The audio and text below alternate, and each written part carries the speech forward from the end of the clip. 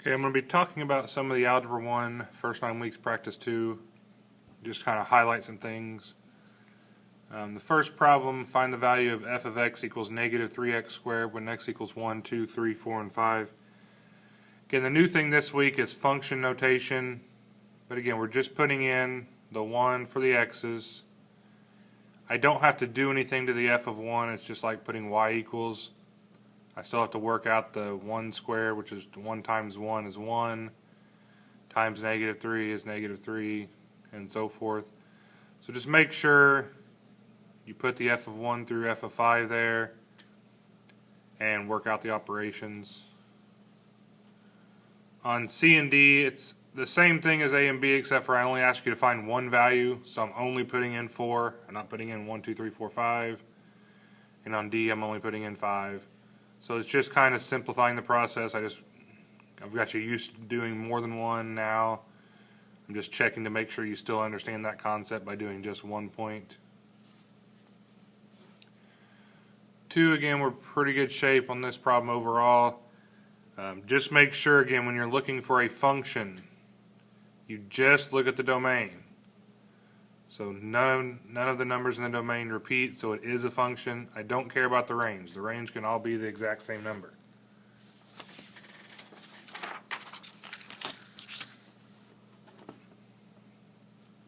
So same thing there.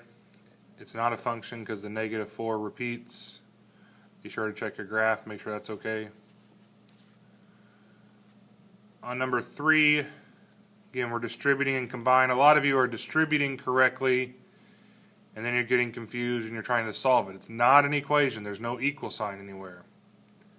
So after you distribute, you just combine the like terms. So negative 12 plus 8 is negative 4x. Positive 36 minus 12 is 24.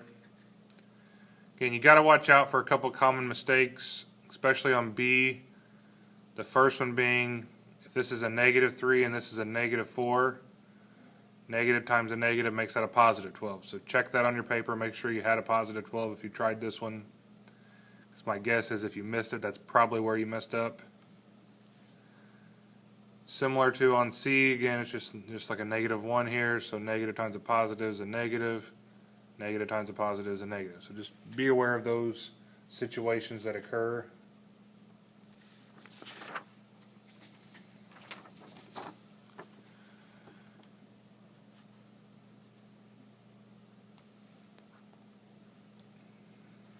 Now 4 and 5,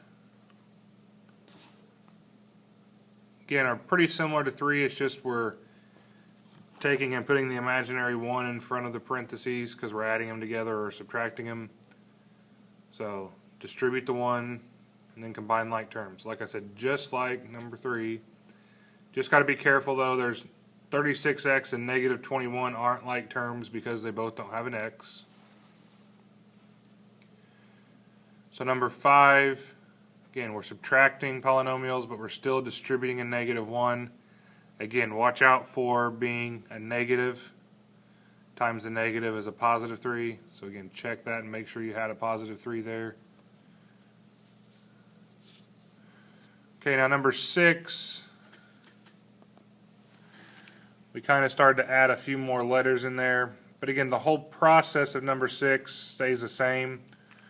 We're trying to find the greatest common factor. So if I'm trying to find the greatest common factor, I'm going to list the factors of each term. So the factors of 20 are 1, 2, 4, 5, 10, and 20. X to the third means x times x times x. Ben White, come to the high school office. 4x is 1 times 4, or 1 and 4, and then I have an x. So the greatest common factor that they both have, the greatest number they have is 4, and they both have one x in common. So that means my greatest common factor is 4x. Then I'm taking 20 here and I'm dividing it by 4 to get 5. I have 2 x's left uncircled, so I put x squared. Plus sign, and then 4 divided by 4 is 1, and I don't have any x's left over, so that's my answer.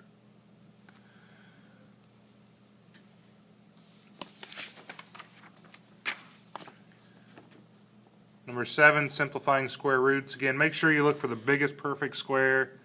It just makes it easier. So I would break down the square root of 60 to the square root of 4 times the square root of 15. Again, the reason we do that is because I know the square root of 4 is 2, and then I bring down the square root of 15.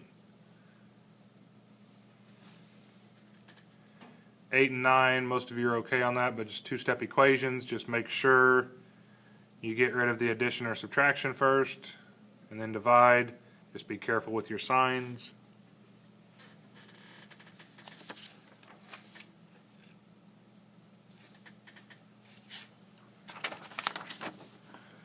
On the second type of two-step equation, most of you have got the first one, where you know to get rid of a divided by 2, you just times it by 2. Now the second one, where I've started introducing a fraction, a full fraction, like two numbers here, still we want to get rid of the addition or subtraction first. And then if you want to get rid of the fraction in one step, you just flip the fraction. So 5 over 6 flips to 6 over 5. So they would cancel on this side and leave me with x. 10 times 6 is 60 over 5, and 60 divided by 5 is 12. Again, there is another way to do that. We can make it a three-step equation, which is fine. So just make sure you're careful with the fractions, especially here when you're multiplying straight across, so there's an imaginary 1 here. So 3 times 3 is 9, 1 times 2 is 2, so 9 over 2.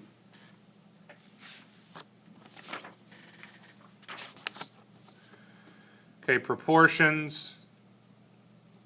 Again, most of you are at least understanding how to set it up, where we're multiplying the diagonals, and you just have to follow your 4 steps. So just distribute first, and then after you distribute, look to combine like terms, but there's nothing I can combine on this one because they're on opposite sides of the equal sign.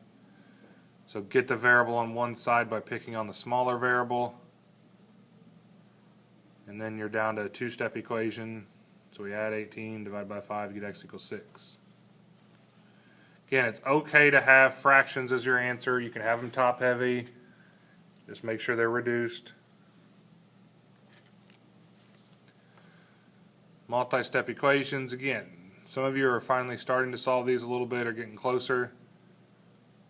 You just got to distribute, combine, get the variable on one side, get the variable by itself.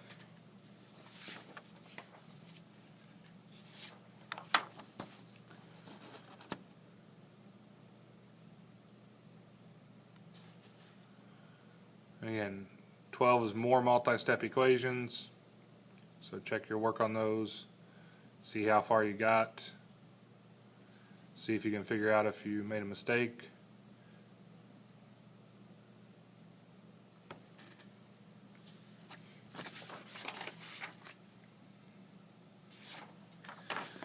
(13) being absolute value equations. Again, most of these equations are just one or two step. You just got to make sure you understand how to set up the problems. Since the absolute value of a number always comes out to be a positive answer, for instance, the absolute value of 6 is 6, the absolute value of negative 6 is 6. So when we set up my two equations, we take what's on the inside of the absolute value, set it equal to the outside number, so 2x plus 3 equals 11. And then we set what's on the inside of the absolute value equal to the opposite of 11. And then it's just solving a two-step equation.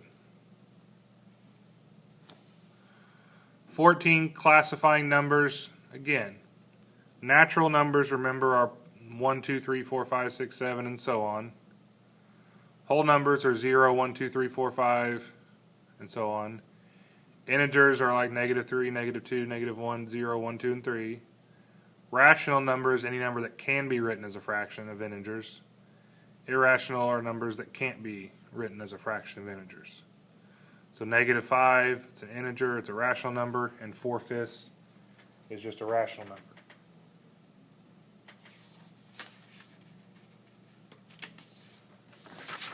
Okay, continued with 14. Just kind of check over what you got.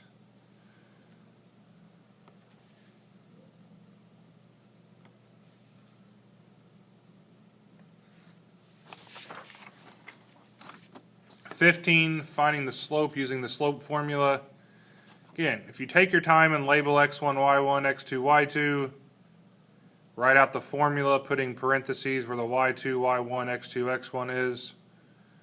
And it's just a matter of putting the numbers where they go and working it out. So y2 goes first, then y1, then x2, then x1. Negative 8 minus 3 is negative 11. 4 minus negative 1 is positive 5, so I got negative 11 over 5. Let's kind of look at those, make sure you got those all right. 16, WELs. Again, writing equation of a line, we want to make a checklist. We want to find m and b, and we want to plug into y equals mx plus b to write the equation of a line. Again, this first 9 weeks, I'm giving you everything you need to write the equation. It tells me the slope's negative 1/4, so that's m. Tells me the y-intercept is 6, so that's b. So I can write y equals negative 1/4 x plus 6. Now on letter b here, b is negative 6, so when I write it in the equation, I just put minus 6. You don't have to put plus and negative 6. 17 is a WEL with rate, which is similar to 16, except for instead of finding slope and y-intercept, we're finding rate and current value. The rate is kind of like the slope, current value is kind of like the y-intercept. So when we write our equation, y equals 8x plus 42, then make sure you go back and use the variables they tell you to use. Y is usually replaced by what we're counting, so in this case bananas. X is usually replaced by time or minutes, so in this case place the x with the t.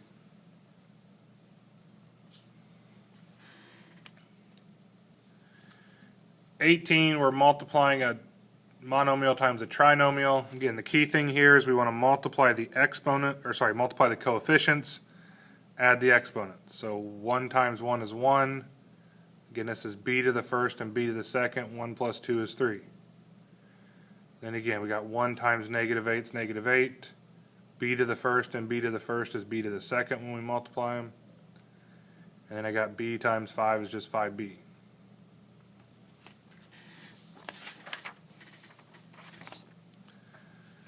Number 19, we're taking a trinomial divided by a monomial, so we want to make sure we divide each by the monomial.